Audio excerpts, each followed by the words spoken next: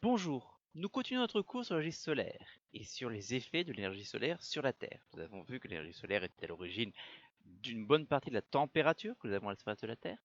Maintenant, nous allons voir un autre moyen d'utiliser l'énergie solaire, qui est une conversion biologique, donc une conversion qui est faite par les êtres vivants de l'énergie solaire, qu'on appelle la photosynthèse. Et le premier point que nous allons voir, pour comprendre cette photosynthèse, c'est le fait qu'il existe une molécule qui s'appelle la chlorophylle, et que cette molécule est capable de capter l'énergie solaire. Alors la chlorophylle, on va la trouver exclusivement chez les êtres vivants chlorophylliens, c'est-à-dire qu'ils sont souvent verts. Ici, vous avez deux êtres vivants chlorophylliens, de la mousse, c'est un végétal qui va pousser un petit peu partout, ici c'est du trichotome, et une salade, ici une laitue. Vous remarquez que toutes les deux sont d'un vert assez proche, assez vif, que l'on remarque bien, et que c'est une couleur qu'on associe généralement aux végétaux. Alors, on va les trouver chez les mousses, on va les trouver chez des plantes à fleurs, comme la laitue, on va retrouver chez des arbres, et on va retrouver chez les fougères, on va retrouver chez tout le spectre des végétaux, dont on va trouver la chlorophylle. Il n'y a pas de végétal dans lequel il n'y a pas de chlorophylle du tout. Il y a toujours de la chlorophylle. Parfois, comme dans le cas ici du tronc de l'arbre, la chlorophylle est masquée par d'autres pigments. On voit bien dans les feuilles de la chlorophylle. Il y aura donc toujours de la chlorophylle chez les végétaux. Mais il n'y a pas que chez les végétaux qu'on va obtenir de la chlorophylle. On peut en voir également chez des algues vertes notamment. Alors les algues brunes et les algues rouges n'ont pas de chlorophylle, mais les algues vertes ont la chlorophylle. Et même ce que l'on voit ici, alors on ne voit pas les êtres vivants ici puisqu'ils sont microscopiques, mais ce sont des bactéries. Ce sont des bactéries vertes qu'on appelle les cyanobactéries. Et donc ces bactéries-là ne sont pas des végétaux, forcément. Les végétaux ont des cellules à noyau. Là, les bactéries n'ont pas de noyau dans leurs cellules. Mais ces bactéries ont quand même de la chlorophylle. La chlorophylle, il est possible de regarder à l'intérieur des cellules. On s'aperçoit que la chlorophylle est dans des organites précis, qu'on appelle les chloroplastes. Et il est même possible d'extraire la chlorophylle de ces chloroplastes. Voilà. Ici, ici c'est l'exemple d'une société qui extrait la chlorophylle de végétaux pour la vendre en prétendant que ça a des effets positifs sur l'organisme. Je ne sais pas si c'est vrai ou pas, pour être honnête. Dans tous les cas, c'est absolument sans danger, c'est quelque chose qui ne va pas avoir d'effet négatif. Mais là, ici, on voit la chlorophylle qui a une couleur verte marquée, qui a été extraite, et ici qu'on a diluée dans l'eau. Cette chlorophylle, elle ressemble à ceci. Alors, il y a deux types de chlorophylle, une chlorophylle A et une chlorophylle B. C'est la chlorophylle B, la chlorophylle A ressemble beaucoup. Ce qui va être important, c'est la partie qui est ici. Vous avez un atome ici qui s'appelle un atome de magnésium, qui est entouré d'une structure plate assez complexe qu'on appelle un N. Et c'est cet atome de magnésium qui va pouvoir bouger, vibrer, s'il reçoit la lumière. Et donc en vibrant plus ou moins vite, il va capter l'énergie de la lumière. Lorsqu'il vibre pas vite et qu'il y a de la lumière qui arrive sur lui, il va se mettre tout d'un coup à vibrer vite. Cette vibration, c'est de l'énergie lumineuse qu'il a captée. Alors, cette chlorophylle, si elle est verte, c'est parce qu'elle renvoie la lumière verte. Ce qui signifie qu'elle va capter toutes les autres lumières. Vous voyez ici, on avait un exemple d'un objet rouge qui est capté tout sauf la lumière rouge. La chlorophylle va capter toute la lumière sauf la lumière verte et envoyer la lumière verte. Donc elle va bien absorber beaucoup de lumière. Il n'y a que la lumière verte qu'elle ne va pas absorber. Certains organismes donc, des végétaux, des bactéries vertes, les algues vertes, il y en a encore d'autres, possèdent un colorant vert, la chlorophylle. Alors, chlorophylle, apprenez l'orthographe par cœur. C'est une orthographe compliquée parce que ça vient du grec. Chloros en grec, ça veut dire vert. Et phylos, c'est la feuille. Donc chlorophylle, ce qui est vert dans la feuille. Pas compliqué. Sauf que l'orthographe est compliquée, elle. Donc cette chlorophylle, elle est verte parce qu'elle absorbe tout sauf la lumière verte. On peut voir ça grâce à son spectre d'absorption de la lumière. Le spectre d'absorption, donc je vous ai dit qu'il y a deux types de chlorophylle, c'est ça. Vous voyez que le violet et le bleu sont bien absorbés par la chlorophylle A et la chlorophylle B. Le orange, le jaune et le rouge sont bien absorbés aussi par la chlorophylle A. il reste que la partie centrale ici qui n'est pas absorbée, qui correspond à la couleur verte. Ce qui est assez logique, on absorbe bien tout, sauf la couleur verte. Lorsque ma chlorophylle absorbe cette lumière, son noyau de magnésium, son atome de magnésium, pardon, va bouger, vibre de plus en plus vite. En vibrant de plus en plus vite, il va pouvoir modifier des choses et il va provoquer des réactions dans les cellules. Il y a notamment une réaction, qui est la réaction importante, qui va nous intéresser ici, qui est la réaction de photosynthèse, qui est provoquée par la vibration de l'atome de magnésium dans la chlorophylle. Que fait la photosynthèse? Pour comprendre ça, on va réaliser une expérience. Dans cette expérience, j'ai pris des êtres microscopiques chlorophylliens, dans l'occurrence des eugènes, donc c'est des végétaux microscopiques, que j'ai mis dans un récipient. Et dans ce récipient, je vais mettre de temps en temps le récipient de l'obscurité, de temps en temps la lumière. Et je mesure deux choses, le taux de CO2 ici, et le taux d'O2, dissous dans l'eau. Ces animaux vivent, ces végétaux vivent dans l'eau. Ce que je remarque, c'est que tant que je suis à l'obscurité, le O2 diminue, le CO2 augmente. Ça, c'est une réaction que vous avez vue dès la 5e, qui est la respiration cellulaire. On va consommer du dioxygène et libérer du CO2 pour pouvoir libérer de l'énergie. On verra comment plus tard. C'est quelque chose qui se passe chez absolument tous les êtres vivants.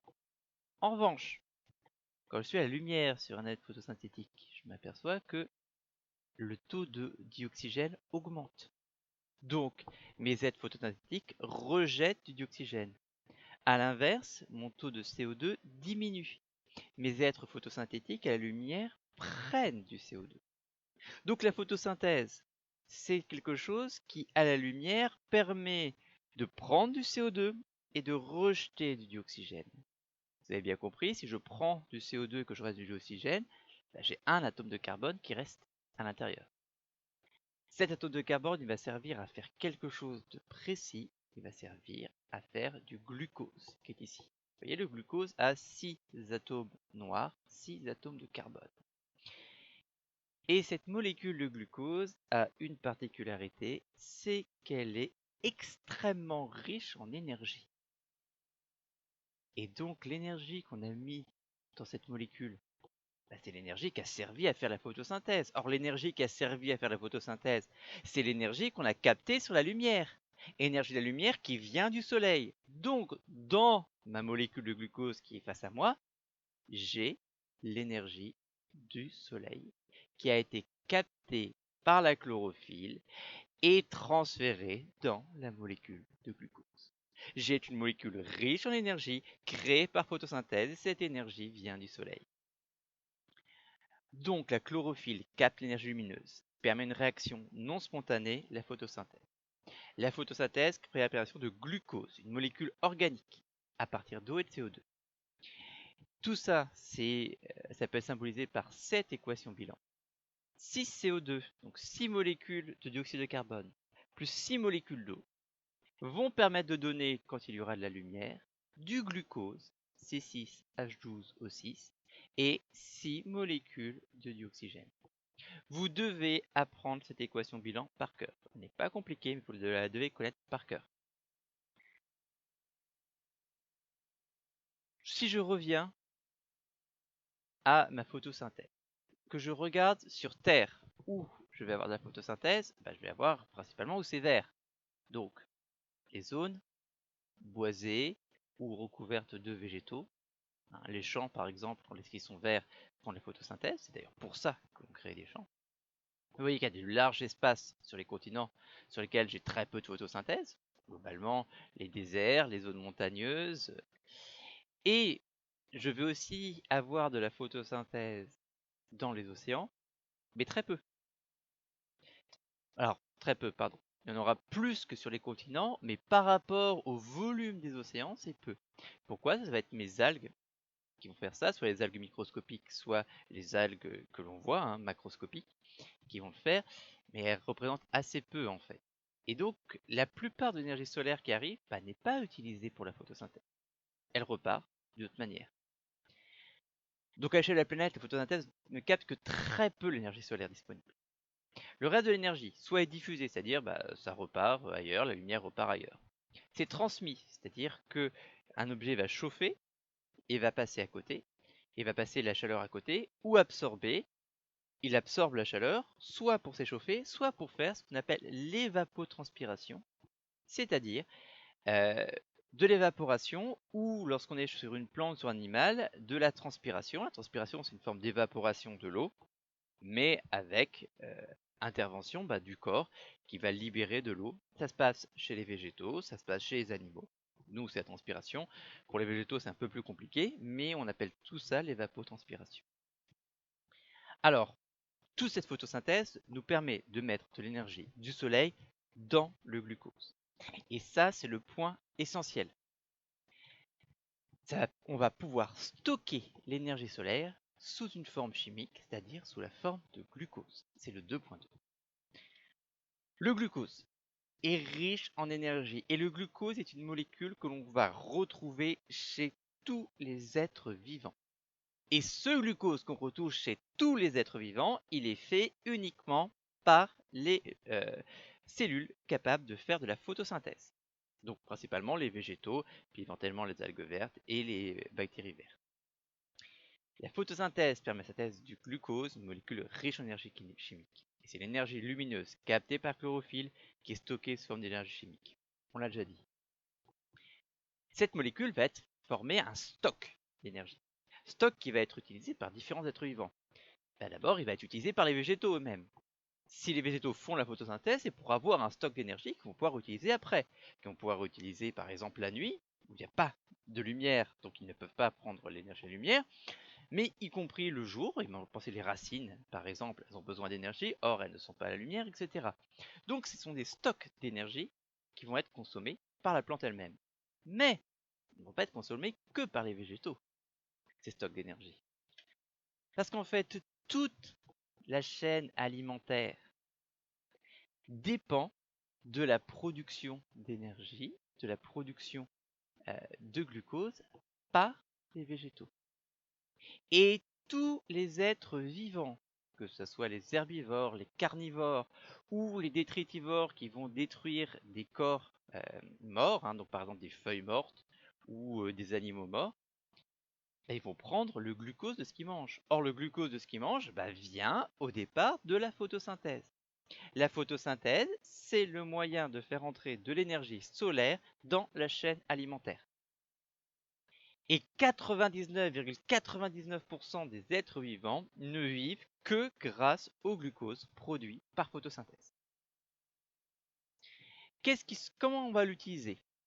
Pour comprendre ça, on peut faire une expérience dans laquelle on met des levures, donc des êtres vivants qui ne font pas la photosynthèse, avec du glucose dans un réservoir. Et on regarde ce qui se passe. Au départ, on s'aperçoit que le glucose diminue rapidement, le CO2 augmente, l'oxygène diminue. Ça, c'est quelque chose que vous avez vu, c'est la respiration cellulaire. C'est simplement un moyen de détruire du glucose pour obtenir de l'énergie. Et on rejette du CO2, on consomme de l'O2. En fait, c'est exactement la réaction inverse de la photosynthèse. Ça, c'est une dégradation totale du glucose. On détruit totalement le glucose et à la fin, on n'obtient que du CO2. Mais, au bout d'un moment, il n'y a plus d'oxygène dans notre expérience. Vous voyez ici, il n'y a plus d'oxygène. Les êtres vivants vont quand même avoir besoin d'énergie. Ils vont continuer à détruire le glucose, mais moins efficacement. Ils vont détruire le glucose, ils ne vont pas consommer de dioxygène, parce qu'il n'y a pas de dioxygène. Ils vont toujours libérer du CO2, mais ils vont aussi libérer de l'éthanol, qui est un autre produit, qui est le produit qui correspond à l'alcool en fait. Et donc ils vont, dans le cas présent, détruire le glucose en partie. Et ils vont détruire le glucose en éthanol. Donc il y a une partie du glucose qui est détruite. Cette partie-là permet de libérer l'énergie. L'autre partie contient toujours un peu d'énergie. L'éthanol contient toujours un peu d'énergie, mais on n'a pas le dioxygène nécessaire pour l'utiliser. Mais on va quand même pouvoir prendre une partie de l'énergie du glucose. C'est ce qu'on appelle la fermentation. Alors, je vous ai dit, l'éthanol, c'est la molécule qui correspond à l'alcool, la fermentation, ce qui permet par exemple de produire la plupart des alcools, que ce soit des alcools forts ou des alcools peu forts, du cidre, de la bière, du vin, des liqueurs, etc. C'est fait par fermentation.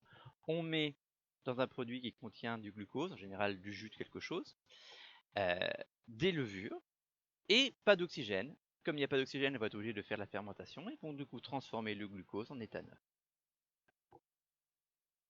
Donc les êtres vivants peuvent détruire le glucose pour libérer l'énergie chimique contenue dans le glucose et l'utiliser pour leur métabolisme.